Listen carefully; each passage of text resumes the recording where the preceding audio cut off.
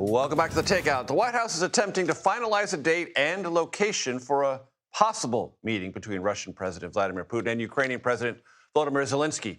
And it hopes all of this can be put together by the end of this week. North Carolina Republican Senator Thom Tillis, who you'll see a lot tonight, says senators and members of the House should also think about actions to increase the pressure on Putin to try to bring the war he started in Ukraine to an end. Before the summit, the president said he was expecting and would come close to demanding a ceasefire. After the summit, that went away.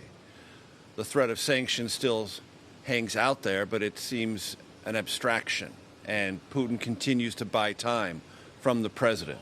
On those two scores, ceasefire and sanctions, where are you? I think a ceasefire, that we should move on sanctions until there is a ceasefire, period. I think that what Lindsey Graham's put together, we should pass out of the Senate. I think the president shouldn't have a problem with that. I think he can hold it in the House. Why is the Senate waiting for permission from the president? I don't know why. I wouldn't. I mean, if I were the majority leader, I'd put it on the floor. It's got 87 bipartisan co-sponsors. Put it out there. Bailey is here with Hush Puppies and Pickles getting us started. And thank you so much. They're really good. Thank you. I don't know what would be wrong with us sending a very clear message to Russia that we're serious, that we have 80-plus members prepared to vote on this bill.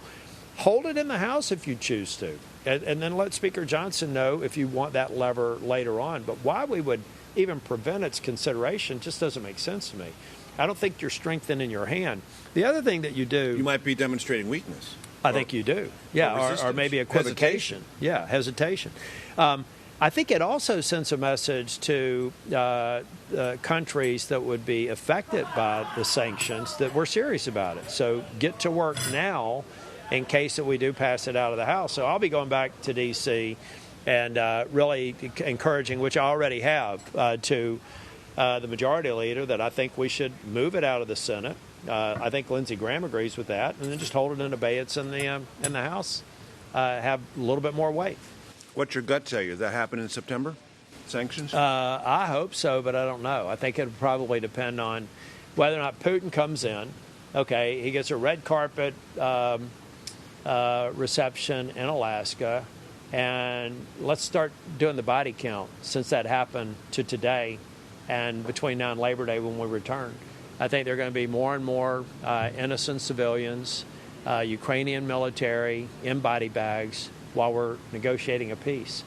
That just tells me missiles and drones were at play in when the they hours, were meeting. In the hours before the summit, yeah, and all day Monday while the meetings were going on at the White House. What does that tell you? It tells me that Vladimir Putin is the murderer, rapist by proxy, and kidnapper that he always has been. He is a broken man. He has a destroyed worldview.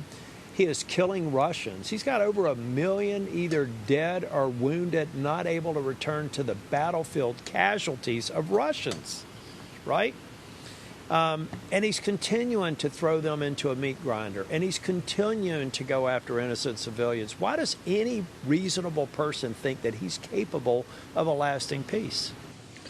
A while ago, President Trump on social media wrote that he was wondering if Putin was tapping him along, meaning stringing this out. Mm-hmm. Is he? How can anybody objectively look at what's happening now and conclude otherwise? I was like, yeah. So does the president need to snap out of something? I'm hyperbolizing, let's say, the ending comments. Okay, look, Mr. President, we'll see you in September. In the meantime, I'm going to kill hundreds more people. I'm going to kidnap and torture others, but we'll get back together after Labor Day. That's what Putin was saying. He is tapping us along.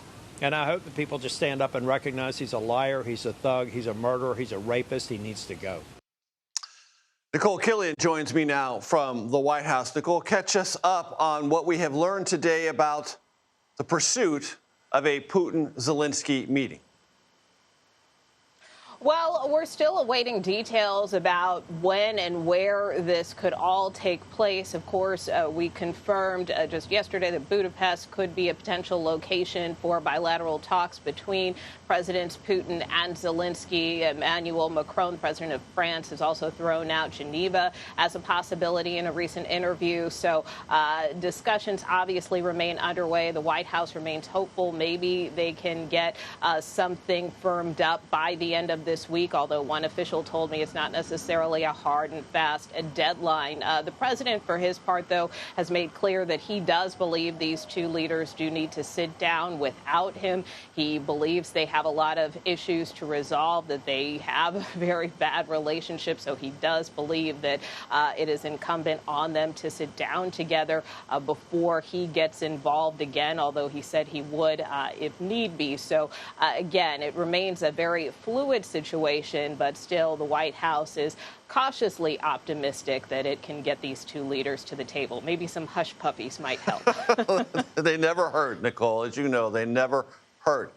But on the pessimistic side, the Russians keep saying in public that they are unalterably opposed to any NATO member nation placing troops of any kind inside Ukraine as part of a security guarantee or a security reassurance force. That seems to me to be a massive potential complication in all of this.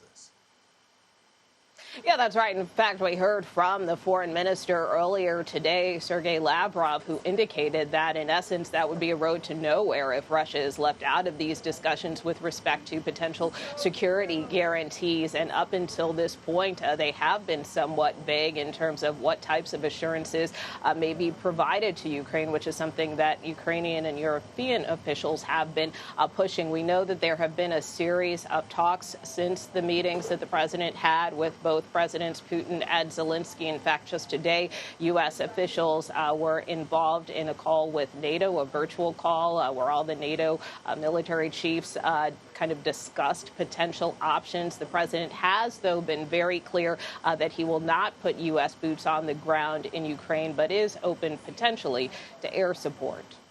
Nikole Killion, North Lawn of the White House, thank you so very much.